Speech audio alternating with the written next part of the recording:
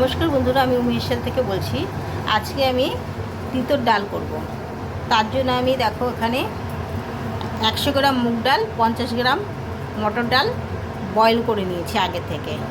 Boil করে তবে তোমাদের আমি দেখাচ্ছি, শুধু নুন দিয়ে বয়েল করেছি। আর এখানে হচ্ছে উচ্ছেটা আমি গোল গোল করে কেটে রেখেছি।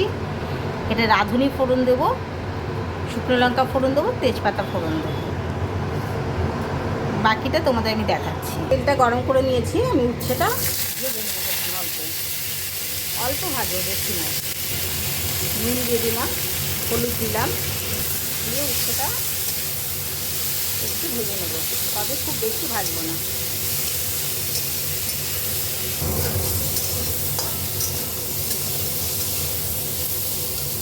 উচ্ছেটা আমার ভাজা হয়ে গেছে, আমি তুলে নেবো মানে জন্য।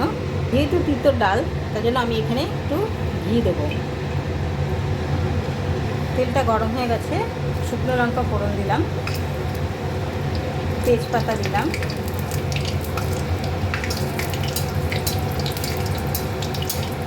একটু লাইট করে ভেজে নেব। এবার 1/2 চামচ রাঁধুনি ফোড়ন দিলাম।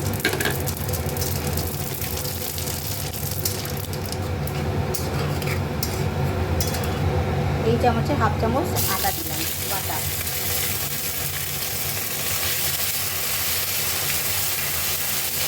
একটু সামান্য নেড়ে নেবো, আদা গন্ধটা যেন না থাকে। এবার বয়েল করা ডালটা আমি দিয়ে দিলাম।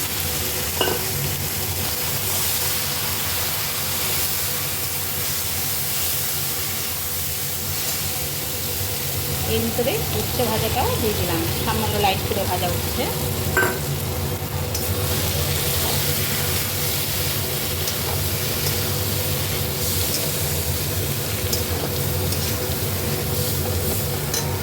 হলুদ অল্প দিলাম, একটু নুন দিয়ে সিদ্ধ করার জন্য অল্প নুন দিলাম।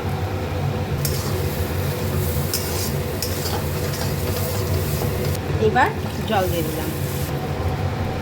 জলটা দিয়ে আমি এটা ভালো করে নেড়ে ঢাকা দিয়ে 2 মিনিট রান্না করব। এখানে 1/2 চামচের কম চিনি অ্যাড করলাম। আমার তিতর ডালটা হয়ে গেছে, দেখো আমি নামিয়ে তোমাদের পরিবেশন করে দেখাচ্ছি। আমার তিতর ডালটা হয়ে গেছে। অল্প মটর ডাল আর মুগ ডাল দুটো মিশিয়ে ডালটা বানানো হয়েছে, দেখতেই পাচ্ছ। যদি তোমাদের এই ডালটা ভালো লেগে থাকে, লাইক করো, কমেন্ট করো, সাবস্ক্রাইব করো। থ্যাংক ইউ, ধন্যবাদ।